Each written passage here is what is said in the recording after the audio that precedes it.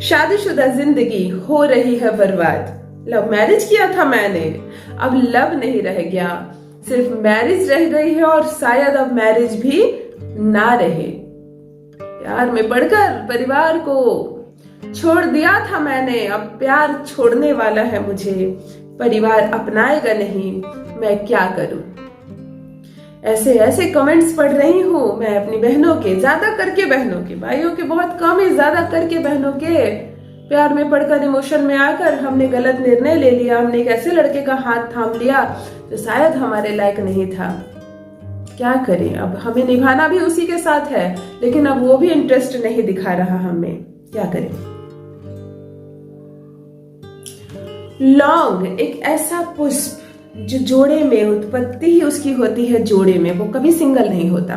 बिना फूल वाले लौंग की कोई कीमत ही नहीं होती। फूल टूट गया, लौंग उठाकर फेंक देना पड़ता है। उस लौंग का इस्तेमाल नहीं किया जा सकता जो अपने फूल से विच्छेद हो गया है। इसी प्रकार जब किसी जोड़े का विच्छेद हो जाता है, फिर उसकी वैल्यू भी आधी से कम हो जाती है। जोड़े में रहिए। सबसे पहले एक औरत होने के नाते सलाह दूंगी, यदि प्रेम विवाह किया है आप लोगों ने तो उस प्रेम को याद कीजिए। कुछ क्वालिटी देखकर आपने शादी की हुई होगी, कुछ प्रेम पनपा होगा आप दोनों में, उसे फिर से जगाइए, नए रिश्ते की शुरुआत कीजिए।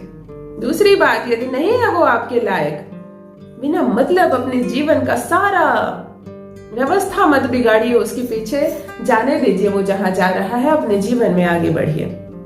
आप चाहती हैं उसे वापस लाना, उसका प्रेम पाना, नहीं मुझे जीवन उसी के साथ बिताना है, प्रेम से बिताना है, तब कीजिए। आज वो वशीकरण बता रही हूं आपको।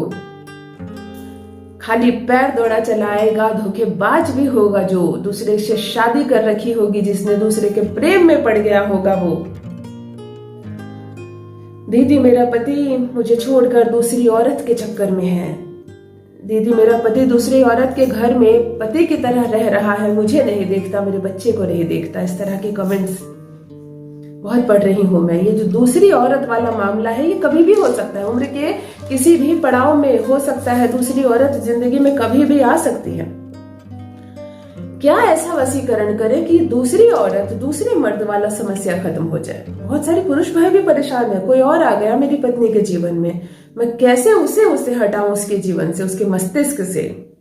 तो आज जो वशीकरण बता रही हूँ, पति और पत्नी दोनों कर सकते हैं अपने अपने लव पार्टनर के लिए। प्रेम को पहले वापस लाने की कोशिश की जानी चाहिए, अपनी ओर सम्मोहित करने की कोशिश होनी चाहिए। हो जाए, सब कुछ ठीक हो जाए तो नए जीवन की शुरुआत कीजिए। सबसे पहले अपने मस्तिष्क में अपने थॉट्स जो है ना आपकी, उसको आप सकारात्मक कीजिए।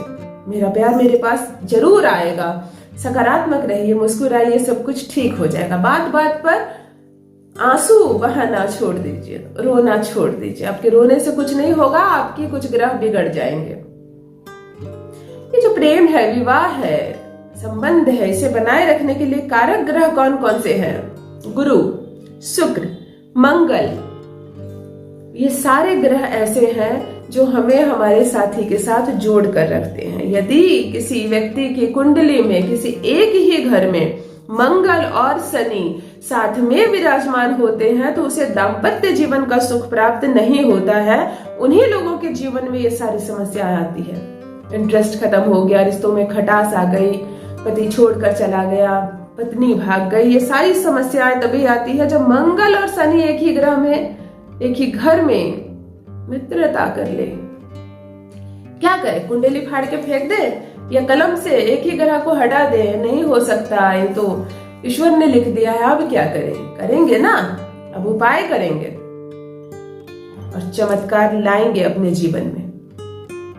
लौंग गिन कर जला देना एक ऐसा अद्भुत वशीकरण, एक ऐसा अद्भुत चमत्कार जो जीवन बदलेगा, भाग्य बदलेगा आपका। किस दिन करना है जान ले पहले ये उपाय, किस दिन हमें ये करना है। ये उपाय हमें गुरुवार या शुक्रवार से प्रारंभ करना है। एक ही दिन करना है, एक ही बार करना है, दूसरे दिन नहीं करना, फिर सप्ताह में नहीं करना, किसी माह में नहीं करना, केवल और केवल एक बार करें ये उपाय। किन किन सामग्री की आवश्यकता है? हमें 43 लौंग चाहिए, हमें 43 लौंग फूल वाले बिल्कुल जोड़े अच्छे स्वस्थ लौंग 43 पीस। ध्यान दीजिए, लिख लीजिए, करना है ये वशीकरण। तो ब्रास कपूर ले लें, ओरिजिनल वाला, ढेला कपूर जिसे कहते हैं। केमिकल वाली टिकिया ना लें, उसमें कुछ और मिलावट ही फिर ग्रह बदल जाते हैं, कम काम करता है। ब्रास कपूर ले लें। एक नई कटोरी चाहिए, स्टील की कटोरी हो, कोई भी कटोरी हो, शीशे की ना हो, लोहे की ना हो, स्टील की ले लें। मिट्टी का प्याला भी विकल्प है, आप मिट्टी का प्याला भी ले सकते हैं, मंगल का सूचक होता है, जब वह जलता है तो बहुत अच्छा होता है, मंगल तपता है। मिट्टी का प्याला ले सकते हैं, नहीं तो स्टील की कटोरी ले सकते हैं। गुरुवार को चर्चा में रखते हैं, गुरुवार को ही ये उपाय करें और दिन में करें। ये संध्या और रात्रि का उपाय नहीं है, दिन में ही करना है। पूजा पाठ कर लीजिए, स्नान कर लीजिए, कुछ खाइए मत। स्नान करके कपड़े बदल लिया आपने, पूजा पाठ जैसे आप रोज अपने देवी देवताओं का करता है कर लिया आप। पूजा रूम के ठीक बाहर बैठकर ये उपाय आपको करनी है। पूजा रूम में ना करें, लेकिन पूजा रूम के ठीक बाहर बैठकर करें।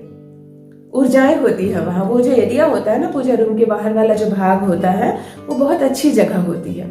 वहां नकारात्मक शक्तियां कभी भी क्षण भर के लिए नहीं ठहरती।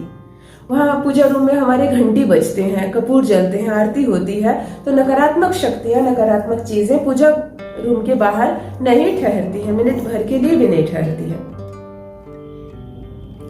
पूरब की दिशा की तरफ चेहरा कर लें, बैठ जाएं। 43 लौंग ले लें अपने बाएं हाथ में, और जितने कपूर आपने लिए अच्छे खासा मात्रा में ले लें, थोड़ी सी कपूर 3-4 ढेले ले लें, कटोरी में रख लें, अपने सामने की दिशा में बैठ जाएं आप।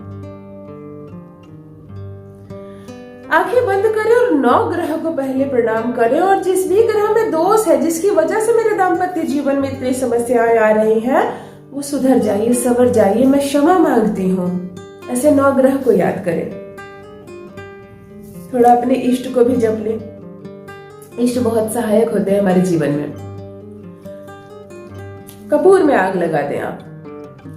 एक लौंग उठाएं और कपूर में डालते जाएं, बिना किसी का नाम लिए। भूल कर भी अपने पति प्रेमी का नाम न ले ले, वरना तो उल्टा हो जाएगा। एक कपूर उठाएं, पीछे का भाग पकड़े, फूल को आगे रखें, कपूर में डालते जाएं। 43 की 43 लौंग को आपको उस कपूर में हवन करना है। उससे एक धुआं निकलेगा, खुशबू फैलेगी, आप पर जाएगी, महसूस करें उसे।